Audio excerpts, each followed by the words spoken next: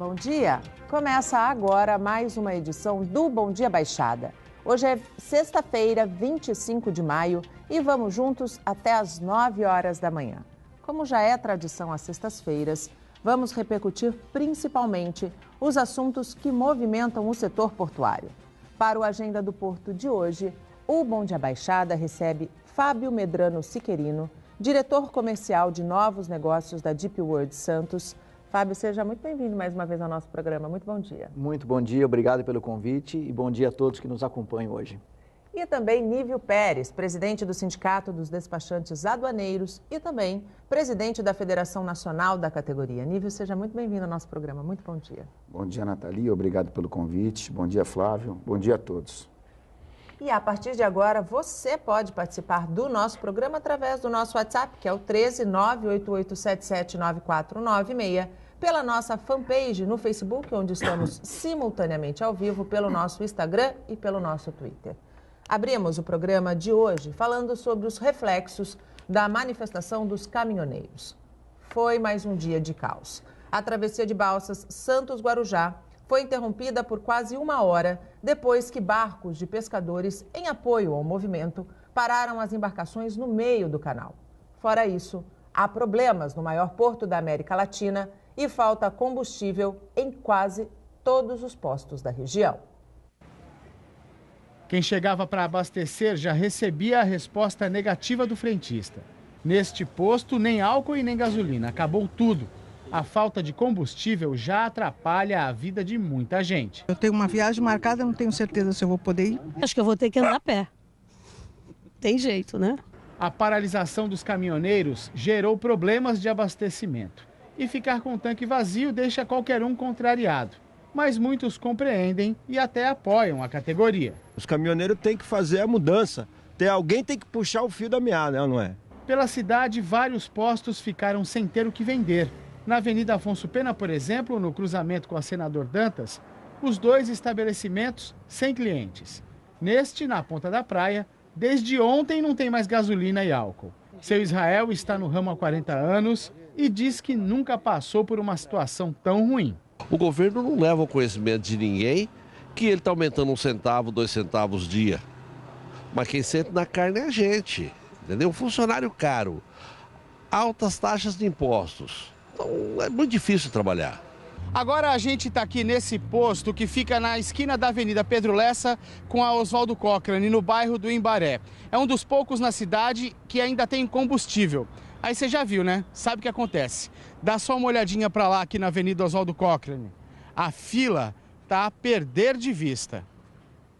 E a espera era longa para conseguir chegar ao posto. 1 quilômetro mais ou menos, muito grande. Tem que esperar, não tem jeito? Não tem outra solução, né? A gente precisa do carro, precisa ficar na fila, né? Alguns motoristas registraram as enormes filas em outros postos. Na Avenida Conselheiro Nébias e em São Vicente, na Presidente Wilson. Aqui na entrada da Lemoa, os caminhoneiros continuam acampados.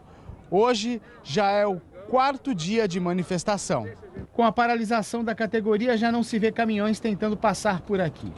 E na Avenida Portuária, nem sinal de carretas. A mobilização dos caminhoneiros é para reivindicar melhores condições de trabalho. Eles querem principalmente queda no preço do óleo diesel, aumento no preço do frete e a não cobrança de pedágio do eixo levantado. Desses 2 postos em Santos que foram mostrados na reportagem, não há mais combustível. O nosso diretor de TV, o Luciano, informou, passou por um posto na Campos Melo com Rodrigues Alves e lá ainda há combustível, mas a fila, conforme nós mostramos na reportagem, é igual, está enorme. As prefeituras de Santos e do Guarujá operam com frota de ônibus reduzida. Em Santos, 70% dos coletivos estão nas ruas. No Guarujá, apenas 60% da frota está circulando.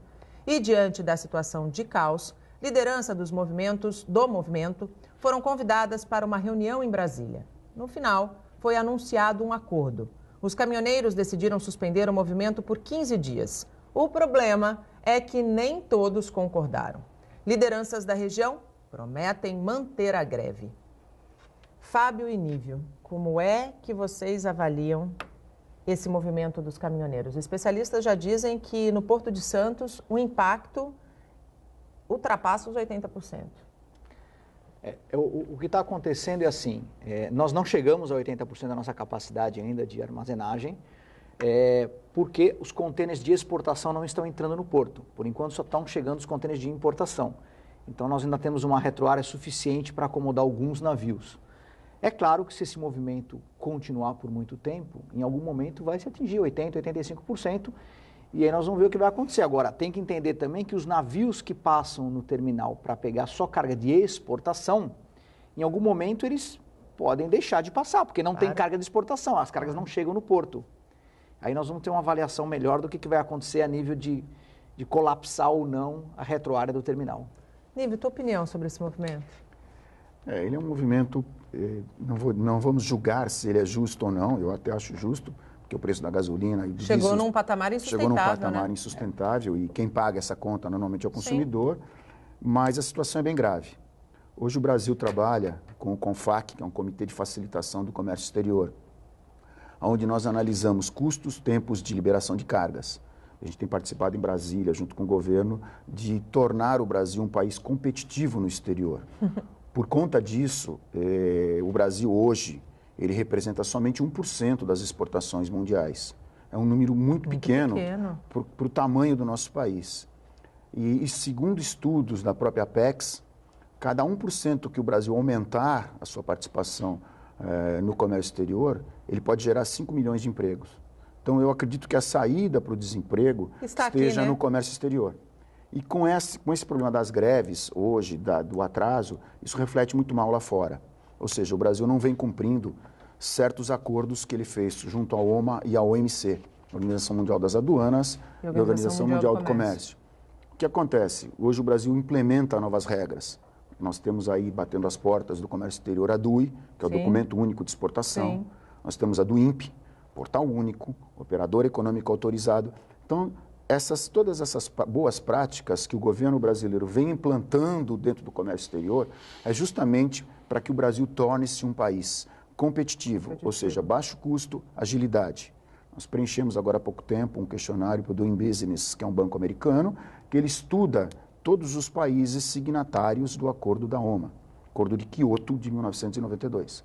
Então, existe hoje um trabalho muito forte do governo brasileiro para tornar o Brasil um país competitivo, um país de primeiro mundo. O problema é que movimentos como esse, que trazem os reflexos que estão trazendo, o Porto está parado desde terça-feira. Segunda-feira, quer dizer, a gente está completando uma semana de paralisação. E como o Flávio falou, o problema é um pouco mais grave, porque se os produtos de exportação não chegam aos terminais...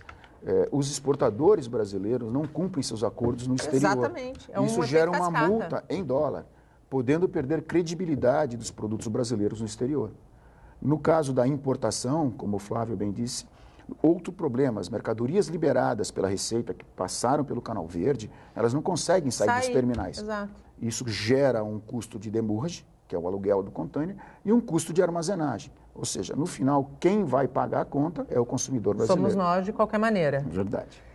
Essa reunião que foi ontem em Brasília e que durou horas, onde a própria categoria agora se desentende, diz que uma parte dela não concorda com esse acordo, com essa trégua de 15 dias, pode refletir de que maneira no atraso do fim dessa manifestação, do fim desse caos que está instalado no país? Eu acho que as associações, em algum momento, elas vão ter que chegar num acordo, né, junto com o governo. É claro que dependendo em que cadeia cada categoria está inserida da produção, o peso é maior ou menor do combustível. Então, como o Nível colocou, a gente compromete a competitividade do país e o preço do produto chega na prateleira. Né? O combustível ele faz parte do custo do Brasil, né? Ele afeta diretamente o transporte. Então, ficou latente, nós temos um problema hoje para resolver, que é o problema do combustível. Né? Quando você tem uma cadeia onde só uma parcela dela é extremamente onerada, que é o caso do transporte, fica uma tensão muito grande e acaba estourando, como foi agora com esse movimento. Então, o governo precisa encontrar uma solução de consenso com as associações. Eu acho que no final cada um vai acabar cedendo um pouco, mas é difícil quando você tem uma categoria tão grande e tão distribuída ao longo do país atingir um consenso. A gente está em outra, desculpa a minha análise se ela for muito superficial, mas nós estamos, nesse momento, pagando exato preço por sermos rodoviaristas? Olha, tem vários países que também são rodoviaristas. O grande problema é a falta de atenção que o governo deu a um problema sério, que é o combustível, que é a máquina que move o país. Você veja, nós temos o problema da greve dos caminhoneiros. Sim. É uma greve maior, que está afetando toda a população. Mas nós também não deixamos de falar na greve dos auditores fiscais. Exatamente. Na greve dos técnicos. Exatamente. Então, existe um problema muito maior. Eles radicalizaram, novamente, não estamos aqui para justificar, nem para julgar se é certo ou errado. Estamos aqui apenas para comentar os fatos.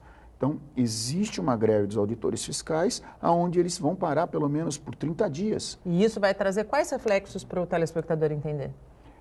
As mercadorias vão ficar paradas no porto. Hoje nós temos 3 canais que a Receita Federal trabalha, que são o canal verde, onde a mercadoria é liberada automaticamente, por conta de uma análise de risco que a Receita Federal já fez do importador, do despachante, do terminal, por isso o programa do OEA. Nós temos o canal amarelo, onde existe uma análise documental, ou seja, a mercadoria em si não é vista, mas documentalmente ela é analisada, e o canal vermelho, onde existe uma conferência documental e uma conferência física. Estas mercadorias do canal amarelo e vermelho, elas vão ficar paradas nos portos. E aí vai gerar custos. Demurrage, armazenagem, tudo isso vai na conta do consumidor final. Como que a Deep World está passando por esse momento delicado? Já houve reflexos? Não, na verdade, na nossa operação diária, ela não houve reflexo porque a carga e a descarga do navio não foram afetadas, né? Porque eu disse, o que pode acontecer se as cargas de exportação não chegarem ao porto e os navios deixarem de atracar, aí isso vai começar a comprometer a receita da empresa, não tenha dúvida. Agora, você fez um comentário do rodoviarismo, eu queria fazer um comentário em cima disso, que é o seguinte, hoje 65% mais ou menos da produção brasileira vai pelo modal rodoviário. Vai mesmo. É claro que isso vem de longa data, é um problema da infraestrutura nacional, isso tem que ser... Uma opção lá na década de 50. Exatamente. A matriz logística tem que ser melhor equacionada por um país continental como o nosso, né? Eu acho que os diversos programas de investimento não tiveram, talvez, a atratividade para o investimento privado, como deveria ocorrer, né? E tem um dado interessante que o Fórum Econômico Mundial ele publica todo ano, o Índice de Competitividade Global. Então, no último relatório, 2017-2018, foram 137 países avaliados, o Brasil ficou na 80ª colocação de competitividade global, né? E quando a gente olha a qualidade das rodovias, nós estamos lá na 100ª, não sei qual posição. Nós temos 1,7 milhões de quilômetros de rodovias. 12,6% são pavimentadas. Só 12,6%? Só 12,6%. Dado da CNT, pesquisa CNT de transporte 2017. Né? Verdade. Então, isso é gravíssimo. É muito grave. Então, nós temos uma extensa malha rodoviária, apesar de ser um país rodoviarista, a nossa malha ela é 12,6% pavimentada. Então, nós temos um atraso de infraestrutura brutal no investimento em infraestrutura. Então, quando você olha o índice de competitividade global, um dos pilares, são 12 pilares, um deles é infraestrutura.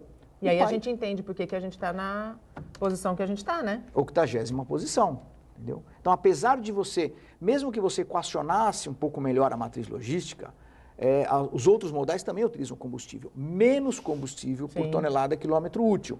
Então, de alguma forma, ia ter um impacto. Talvez fosse menor. Nível, você disse que a cada 1%, quando a gente fala de comércio exterior, seria a geração de 5 milhões de empregos. Esse movimento todo que a gente está vivendo e que, por enquanto, não tem prazo para acabar, ele afeta diretamente a recuperação da nossa economia? Com certeza, com certeza. Como eu disse, muitos exportadores não estão conseguindo cumprir os seus contratos. E muitas empresas no exterior não aceitam isso, por conta de uma greve ou de qualquer problema que o país tenha. Então, isso afeta diretamente a economia. Alguns exportadores podem perder seus contratos. Isso realmente é muito, muito grave para o nosso país. Quando o exportador perde o contrato, esse prejuízo é ele que tem que absorver, né? Muitas vezes ele tem multas, e essas multas em dólar. Então, é uma coisa muito difícil. E o que é pior? Você perder um contrato com um país no exterior, para você recuperar esse mercado é muito difícil. Você perde uma credibilidade. Exato. O problema, às vezes, não é nem a multa que ele tem que pagar, é a credibilidade que ele perde.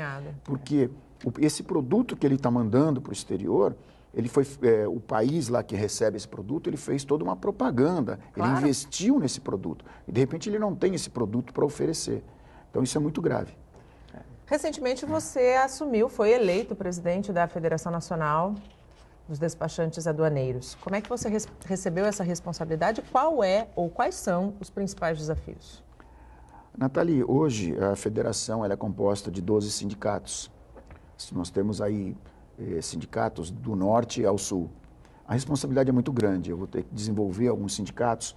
O Sindicato de Santos, por ser o mais forte, tomou essa iniciativa de me indicar para ser presidente. Vários sindicatos pediram para que eu assumisse a federação, até por conta de um trabalho que a gente vem fazendo frente ao Sindicato de Santos.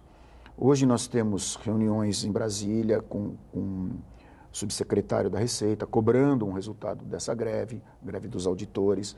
Nós temos hoje um convênio com a Receita Federal, onde os despachantes aduaneiros no futuro serão nomeados operadores econômicos através da federação, em parceria com a Receita Federal.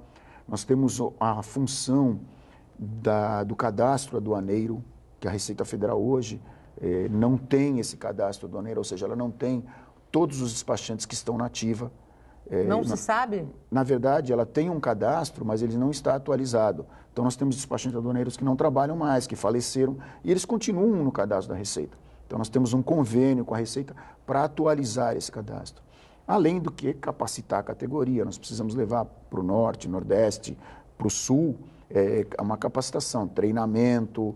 Nós queremos deixar o despachante aduaneiro qualificado. E preparado. Exatamente. Com essas modificações todas que eu citei no início, da DUI, da DUIMP, Operador Econômico Autorizado e Portal, hoje nós precisamos capacitar bastante a nossa categoria. Não só a nossa, todos os players logísticos, seja terminal, agentes, armadores, todos estão se capacitando. Falando a mesma língua, né? Porque Exatamente. Senão ocorre no meio do processo, pode ocorrer um problema sério. Exatamente. Se um desses players falhar, a cadeia toda é comprometida. O Bom Dia Baixada vai para um rápido intervalo. No próximo bloco, a gente segue falando sobre os assuntos que movimentam o setor portuário. Não saia daí, até já. O Bom Dia Baixada está de volta e abrimos espaço para as notícias da região. Apesar da previsão de sol para o fim de semana, as temperaturas não devem subir muito. Clima típico de outono, quase chegando no inverno. E esse frio tem feito muita gente tirar do armário casacos e acessórios para se proteger das baixas temperaturas. Há 10 anos, Ângelo vende chapéus, bolsas, redes e cangas. No verão, sempre dá um bom dinheiro. Mas, com a queda da temperatura, a praia fica vazia. E o jeito foi trocar os itens de verão por meias. Não é que deu certo? A única solução que eu achei foi as meias. Eu vi que estava saindo muito, né? Que tá muito frio, bastante frio. Então, comecei a comprar, comecei a vender. E tem saída, entendeu? Graças a Deus, estou me dando bem. Este casal de Goiânia, terra de clima quente, veio passar uns dias em Santos. Na mala, roupas de praia e alguns casacos. Afinal, prevenir nunca é demais. É mais fácil o inverno você se agasalhar do que o calor. Em qualquer lugar que você está suando, mal-estar danado. O inverno é melhor, qualquer blusa você se aquece, né? Nos últimos dias, a temperatura na Baixada Santista vem variando, entre 15 e 25 graus mais ou menos. Quando a gente está embaixo do sol, dá até para se aquecer um pouquinho. Mas, no comecinho da manhã ou fim de tarde, a sensação de frio é maior. E aqui na Baixada a gente já sabe, temperaturas mais amenas é motivo para tirar o casaco do armário. Há quem espere o ano todo pela chegada do friozinho. Esta artista plástica é uma dessas apaixonadas pelo inverno. Sempre preparada para uma queda de temperatura, saiu de casa com tudo que a estação pede, inclusive cachecol. Eu adoro o inverno, eu estou sempre esperando essa época para poder usar os meus cachecols, meus casacos, então já tinha lavado tudo, já estava tudo preparado para o inverno. O outono é assim mesmo, faz calor, faz frio, com isso é melhor todo mundo se preparar, até os amiguinhos de quatro patas. Todo mundo tem que se preparar. Aliás, eu ouso dizer que em Santos, num dia, faz as 4 estações do ano. E voltamos com os nossos convidados. Participam do Agenda do Porto, Fábio Medrano Siquerino, diretor comercial de novos negócios da Deep World Santos, e Nívio Pérez, presidente do Sindicato dos Despachantes Aduaneiros e também presidente da Federação Nacional da categoria. Você pode participar do nosso programa pelo nosso WhatsApp, que é o 13988779496, pela nossa fanpage no Facebook, onde estamos simultaneamente ao vivo, pelo nosso Instagram e pelo nosso Twitter. Nívio, no último dia 21, começou, né, a greve dos analistas. Há alguma perspectiva de que essa paralisação termine antes do prazo mínimo dado por eles? Olha, eu acredito que eles devem estar em negociação com o governo. Pela última informação que eu tive, o próprio secretário da Receita Federal tem conversado na Casa Civil, tentando chegar a um acordo para que pare não só a paralisação dos técnicos, também como dos auditores. Como eu disse, mais uma vez, nós não estamos aqui para julgar a greve, mas toda greve é prejudicial à população. Claro. Então nós temos essa preocupação. Por quê? Porque isso gera custos, isso depõe contra a imagem do Brasil. Então nós procuramos sempre minimizar as greves, ou tentar com que ela não cause um prejuízo maior. Qual tem sido o impacto? Já dá para sentir? Muito. Em Santos, nós temos aí um atraso de pelo menos 9 a 10 dias nas cargas em conferência física, mas o maior problema hoje estão os aeroportos de São Paulo, Cumbica e Viracopos, onde uma declaração de importação no Canal Vermelho, ela está demorando em torno de 50 dias para ser liberada. Só para você ter uma ideia do custo disso, a armazenagem nos aeroportos, ela é cobrada a cada 5 dias. Então, ele vai pagar no mínimo 10 períodos de armazenagem. Que custa quanto hoje? Normalmente, 1% do valor da mercadoria. 1% do valor da mercadoria. Existem valores máximos e mínimos, mas o custo é alto, o custo é bem alto. Então, novamente, quem vai pagar a conta vai ser o consumidor final. Então, a gente pode imaginar aumento de preços lá na Sim, frente. para produtos importados, sim. Provavelmente, sim. Fábio, a última vez que você esteve aqui, a Embraport tinha acabado de virar Deep World. De janeiro, quando houve a integração, para cá, a gente consegue fazer um balanço do que mudou? Olha, eu acho que tem 2 fatores que foram importantes nessa mudança, né? Um deles é com relação aos programas de capacitação e envolvimento de todos os funcionários daqui nas políticas globais da DPW. Então, a gente já percebe uma mudança significativa. O outro ponto importante é porque antes a DPW ela tinha 1/3 do terminal, né? Agora ela é dona do terminal, tem 100%. Então, ela também virou um pouco o foco para expandir suas atividades dentro e fora do terminal. Então, ela tem avaliado outros investimentos no país como um todo. Claro, está atenta a todas as oportunidades, não tem nada ainda específico, mas isso despertou o interesse da DPW, ou talvez já existiu interesse, mas agora que ela tem 100%, foi intensificado e ela tem avaliado com maior intensidade e oportunidade de crescimento no país. Isso a gente já percebe no nosso dia a dia. Até para se manter competitiva, a gente pode dizer isso? Claro, porque assim, quando você tem... Hoje nós estamos numa situação em que muitos dos armadores, eles acabam sendo donos ou sócios de terminais portuários. Então a gente precisa reforçar a nossa posição no país, né? Isso é importantíssimo para a nossa posição global. Hoje nós temos 80 terminais no mundo, né? Movimentamos mais de 70 milhões de TEUs no mundo. O forte ainda é container? O forte ainda é container. Eu comentei aqui da última vez o contrato que nós fechamos com a Fibria. Sim. Né? As obras aí já estão começando.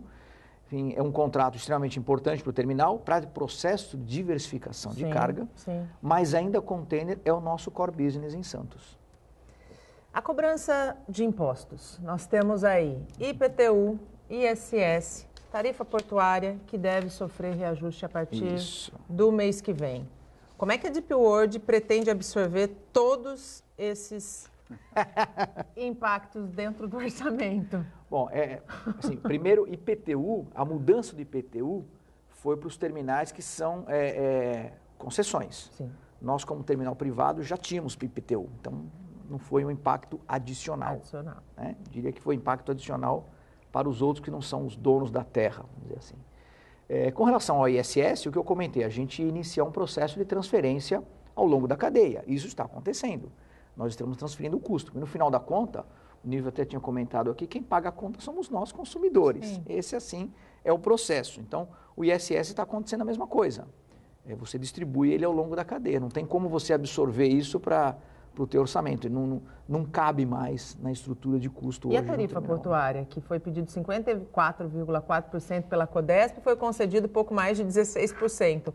No nosso último Agenda do Porto, os nossos convidados disseram 16,7%, ainda sem nenhuma justificativa.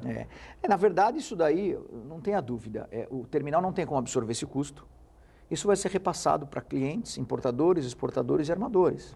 No final das contas é essa, porque hoje, se você olhar a estrutura de Santos, o nível de ocupação do Porto de Santos, ele está muito baixo comparado ao que era 2011 e 2012. Então, já houve um achatamento de todas as tarifas portuárias, em função da concorrência. Isso é bom para a competitividade do produto, mas as empresas que fizeram investimentos pesados aqui acabam sofrendo isso daí. Então, acontece que a matriz de custo nossa já foi bastante comprimida para se ajustar à nova realidade. Então, quando você vem com um custo desse adicional, não dá, você tem que repassar e distribuir na cadeia, não tem outra alternativa. E aí a gente perde competitividade. Exatamente. Exatamente. O resultado é esse. O Fábio tocou num ponto crucial, que são os custos, hoje, como eu disse, o CONFAC trabalha muito em cima de custos. E o governo tem que entender que esse custo, na verdade, maior é por conta do próprio governo, que ele cria tarifas, cria custos extras. O empresário, na verdade, ele gera emprego, sim, ele paga os impostos, ou seja, ele gira o Brasil. E como nós vivemos uma crise desde 2014 muito grande, com o país em recessão, um desemprego absurdo, achatamento em todas as classes, a minha categoria, dos despachantes, tiveram que reduzir demais os seus honorários, como os terminais, para terem competitividade, também tiveram que reduzir. Então, o que nós esperamos, eu acredito que o Fábio pensa como eu, que o Brasil cresça.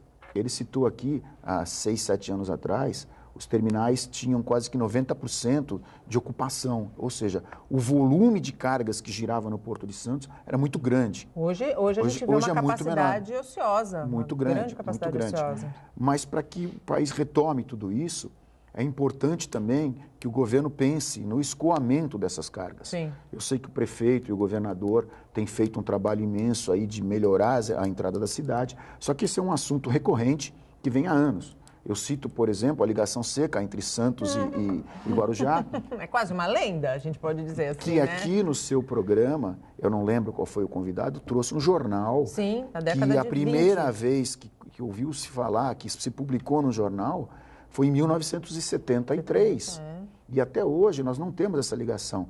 Eu acredito que até para o terminal do Fábio seria interessante. Você pode tirar vários caminhões que circulam dentro da cidade. Então, tudo isso tem que ser pensado. E aí a gente volta a falar na questão da infraestrutura, Investimentos em infraestrutura. Eu vou te dar um exemplo. Tem alguns estudos, um dos indicadores que eles utilizam para medir o nível de infraestrutura de um país é o estoque do capital de infraestrutura. Então, como que é medido isso? Eles consideram todos os investimentos feitos em infraestrutura ano a ano e utilizam uma taxa de depreciação dessa infraestrutura. Então, se você, depois da década de 70, que foi um período em que o Brasil investiu mais de 6% do PIB, ano a ano, em infraestrutura, nós chegamos em 83 com 50... Aí você pega esse valor e compara com o PIB. Então, nós chegamos a ter 58% de capital de infraestrutura, estoque de infraestrutura, comparado com o PIB, 58%. Hoje nós temos um número próximo a 36%. Então, já nós regredimos a nível de estrutura. O PIB cresceu, mas o investimento em infraestrutura não acompanhou isso. Não acompanhou no momento em que precisa acompanhar. Isso. Quando a gente fala de tecnologia, quando a gente fala no caso do Porto, navios maiores, necessidade de chegada e saída do escoamento da produção de uma maneira mais célere e inteligente. Isso, exato. E a gente vê que a gente pode dizer que andou para trás. Andou para trás. E aí, alguns especialistas dizem que para você voltar a esse nível, próximo a 60%, que é o ideal para um país em desenvolvimento, você precisaria investir 4,5% do PIB por 20 anos consecutivos. Então, a gente está falando, estamos em 2018, seria até 2038. Porque hoje a gente investe... Começando hoje, né? Começando hoje. A gente investe um pouquinho mais de 2% do PIB em infraestrutura. Geral. Só transporte não chega a 1%, mas infraestrutura geral, 2,3%. Precisa investir 4,5% por 20 anos. E as obras na entrada da cidade, apesar de todo o esforço do governo municipal e estadual, não resolvem o problema de acesso ao Porto de Santos, né? Precisa de mais. Na verdade, essas obras, no nosso entendimento, ela já está atrasada em 20 anos. Sim. Pelo que os terminais investiram, pelo crescimento do porto. Veja, hoje nós temos terminais aí de primeiro mundo operando no Porto de Santos. Se você tivesse, que esses terminais estivessem com a sua capacidade máxima, aí 80%, nós teríamos um caos aqui na saída da cidade. O Fábio pode atestar isso. Apesar de que alguns portos estão do lado da margem esquerda, que é o caso da ADP e da Santos Brasil, e a saída seria por outro caminho, mas nós temos realmente um caos logístico. E já vivemos isso uma vez, né? Já. Na época das safras, na exportação, você nota aí que tem caminhões atrapalhando a cidade inteira. Basta andar pela perimetral, né? Exatamente. Se você entrar ali na Mário Covas, perimetral, na Mário Covas, você nota que hoje os caminhões, eles fazem fila dupla na esquerda para poder entrar e também na direita. É um caos aquilo. E aí isso dificulta muito todas as tentativas de amenizar ou de estabelecer a relação porto-cidade, né? Que hoje não existe, né? Hoje não existe. A gente estava falando aqui no intervalo que um levantamento feito pela Prefeitura mostra que de 40% a 45% dos empregos da região são gerados pelo porto e a gente tem uma relação porto-cidade muito subjugada, né? São muitos players que atuam. Então você tem o armador, você tem os terminais, você tem os despachantes, você tem seguradoras, transportadoras, bancos também, porque eles fazem a parte de câmbio. Então, se você for analisar os engenheiros que fazem, às vezes, vistorias em cargas, os próprios auditores. Então, é uma grande quantidade de pessoas atuando no porto. Então, deveria se dar uma atenção maior ao porto. Fábio, voltando à questão da cobrança de impostos, há pessoas que defendam essa cobrança com a seguinte justificativa. Cobrar dos terminais uma contrapartida de tudo aquilo que eles ganham, estabelecendo, assim, uma relação porto-cidade equilibrada. Nesse sentido de relação porto-cidade, quais ações a ADP tem feito para, se não conseguir, pelo menos tentar fazer com que essa relação seja mais saudável?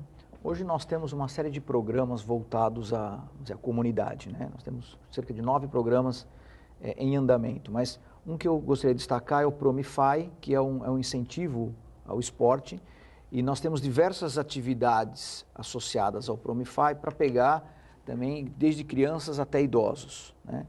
Então hoje a gente utiliza, claro, uma parte dos impostos municipais para fazer esse investimento, e nós temos um programa em 2018 para investir R$500 mil nesse programa.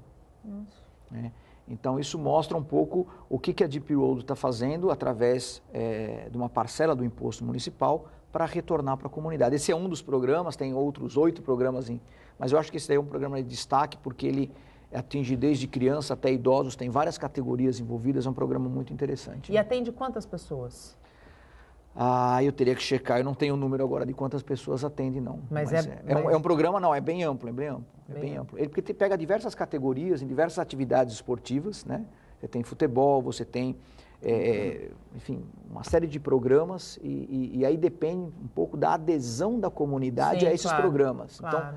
Então, eu não sei hoje quantas pessoas estão efetivamente engajadas com esse programa, mas depende muito da população também se engajar.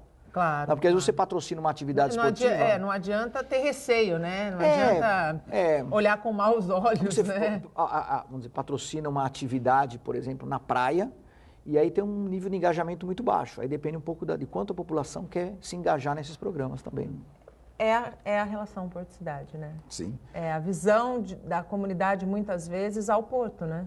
Eu acho que iniciativas como essa da ADP é fundamental. Promove cidadania, né? Exatamente, para que a gente possa desenvolver um pouco mais, mostrar que o porto não é só cargas que chegam e saem. Exatamente. Existem trabalhos de entidades ligadas ao porto que elas estão preocupadas também, estão preocupadas com a população. Nós, no sindicato, temos um ginásio onde nós atendemos para várias instituições para poderem arrecadar dinheiro, criarem eventos. Nós fazemos campanhas também nessa época do frio, campanha do agasalho, para poder ajudar algumas entidades. Então, eu acho fundamental ações como essa para que a gente também consiga participar dos problemas da nossa cidade. Se integrar, né? Não jogar só a responsabilidade à prefeitura. É responsabilidade social, né? É disso que a gente está falando. Sem dúvida, sem dúvida. A gente também tem um programa com escolas onde a gente leva a informação do Porto e promove algumas palestras com profissionais, até para despertar o interesse. E desmistificar muitas vezes. Desmistificar, né? E incentivar o interesse pela atividade portuária, que é para ter uma renovação das pessoas interessadas, porque muita gente fora de Santos olha a atividade portuária e olha assim com algo que não quero isso para mim. E, na verdade, ele esquece que mais de 90% de toda a exportação brasileira passa pelo modal marítimo que está associado aos portos. Sem dúvida nenhuma. O Bom Dia Baixada vai para um rápido intervalo. No próximo bloco a gente fala de qualificação profissional. A gente volta em menos de 3 minutos. Não sai daí, até já. Estamos de volta e chegamos ao último bloco do nosso programa. Participam do Agenda do Porto de hoje Fábio Medrano Siquerino, diretor comercial de novos negócios da Deep World Santos, e Nívio Pérez, presidente do Sindicato dos Despachantes Aduaneiros e também presidente da Federação Nacional da categoria. Ainda dá tempo de você interagir com os nossos convidados pelo nosso WhatsApp que está na tela, pela nossa fanpage no Facebook, pelo nosso Instagram e pelo nosso Twitter. Antes de falar um pouquinho de qualificação profissional, Nívio, a partir do dia 2 de julho, 100% das exportações brasileiras serão registradas no Portal Único do Comércio Exterior. Pelo menos é a promessa do governo, né? Tenho 2 perguntas. Você acredita que em julho isso comece e de que maneira isso vem de encontro àquilo que nós falamos ao longo do programa sobre competitividade, liberação, celeridade de liberação de carga? Dia 2 de junho entra a DUE, que nós chamamos, é o Documento Único de Exportação, que vem substituir o registro de exportação e a declaração de exportação. Eram 2 documentos. Nós reduzimos de 48 informações que você prestava dentro desse documento para 17, 18 informações. Ou seja, existe uma agilidade nas informações. O que a Receita Federal espera com isso é um ganho de tempo nas exportações. Então, esse documento único de exportação, ele precisa estar muito bem ajustado, e eu acredito que hoje esteja muito bem ajustado, entre terminais, transportadoras e principalmente o exportador. Uma das dificuldades do exportador é que se ele emitisse uma nota fiscal com qualquer erro, o despachante automaticamente poderia fazer uma retificação. Sim. Isso acabou. Qualquer erro nessa nota fiscal, ele tem que refazer essa nota fiscal. Por que isso? Isso para que a mercadoria chegue e não se perca tempo em retificações, em qualquer tipo de problema que tenha na liberação dessa carga. Então, é praticamente automático. Outro ganho de tempo é que depois do despachante ter feito a RE, a DDE e a Receita Federal ter liberado, nós precisávamos levar ou entregar essas documentações à Companhia Marítima. Hoje não mais. Hoje tudo no sistema, eletrônico. A Companhia Marítima ela já enxerga que aquela mercadoria está liberada, ela já pode fazer o carregamento dessa carga junto aos terminais. Ou seja, um ganho de tempo muito grande. Sim. E isso é importante. Isso impacta no custo final. Isso. E você me disse, vai entrar dia 2? Sim, vai entrar dia 2. Vai entrar dia 2. Os sistemas de registro de exportação e declaração de exportação serão desligados para a entrada do DUI, que já hoje está em vigor. Hoje você tem os 2 sistemas. Vamos falar de qualificação profissional. Como é que está a formação dos comissários em operadores? Despachantes. Comissário não entra na operador. Em operadores portuários? Nós firmamos um convênio com a Receita Federal. É o primeiro convênio entre despachantes aduaneiros e Receita Federal, no ano passado. Estamos preparando o curso de operador econômico autorizado. Devemos ter um projeto piloto agora em outubro, o primeiro projeto piloto. Serão 240 horas de curso. Será EAD, para atingir o Brasil inteiro. Ótimo. Os instrutores são auditores fiscais da Ativa, já contratados. E as ementas, ou seja, as matérias, todas foram fornecidas pela ESAF. Nós vamos preparar um banco de perguntas. Esse banco de perguntas será submetido à Receita Federal. E aí sim nós começaremos o treinamento EAD destes profissionais. Nós entendemos que este curso, ou esta qualificação, ela deve demorar em torno de 6 meses. já iniciamos conversas com o SENAC e com uma universidade para que nós tenhamos espaço para fazer essas apresentações EAD. Ou seja, está bem adiantado. Nós temos um coordenador nomeado pela federação e uma coordenadora técnica, que ela tem ido a Brasília para conversar justamente com a Receita Federal sobre isso. Então, o profissional despachante aduaneiro é a única pessoa física na cadeia do OEA que vai ter a sua qualificação no futuro feita pela própria federação. Isso é muito bom, né? Hoje nós ainda temos a prova ministrada pelo ESAF, que deve ficar em vigor mais alguns anos.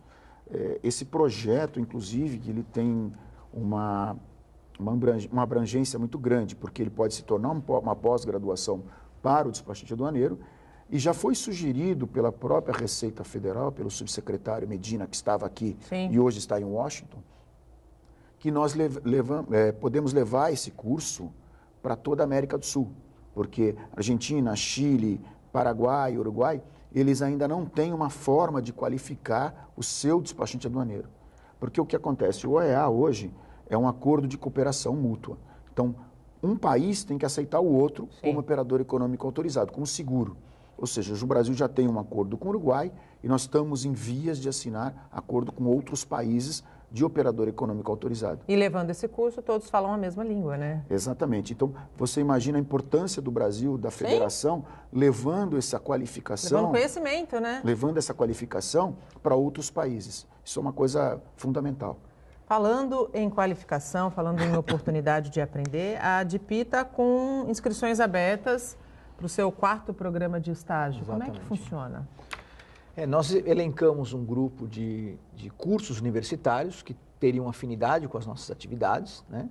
E a gente abre a inscrição e recebe um grupo de estudantes no penúltimo ano e eles ficam 30 dias fazendo esse estágio de férias com a gente. Então, alguns números, né?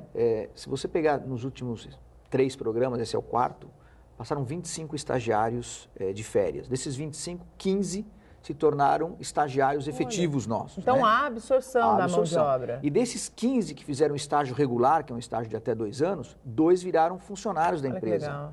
Então, é um programa de capacitação bastante interessante. Ele roda por várias talentos também, né? Porque ele roda por várias áreas. E aí, se a área realmente percebe que aquela pessoa tem um talento para aquela determinada atividade, ele acaba sendo convidado para fazer um estágio de um período maior. E aí tem a oportunidade de ser efetivo, porque eu comentei, no projeto da Fibria, nós vamos estar agregando mais de 200 funcionários novos. Né? São mais de 200, são cerca de 230 empregos. Então é importante a adesão desse programa de férias, porque isso pode desencadear um processo até ele ser efetivado. Quem está nos assistindo e tem interesse de conhecer quais são as áreas que contemplam aí esse estágio, estudante que está no penúltimo ano, o que tem que fazer? Tem que entrar no website da deeproad.com e ali tem as instruções para fazer inscrição para o programa de férias. Tem uma data limite para inscrição? Acho que é 22 de maio. 22 de maio. Porque o estágio começa em julho, né, por 30 dias, mas tem todo o processo de seleção. A gente espera que tenha uma quantidade bastante significativa de interessados para a gente fazer a avaliação, né, e selecionar um grupo para poder fazer parte desse programa. E tomara que desse grupo saiam futuros profissionais da DP World qualificados. Com certeza. Eu não posso... Pode falar. Novamente, o Porto de Santos gerando emprego. Gerando emprego, exatamente.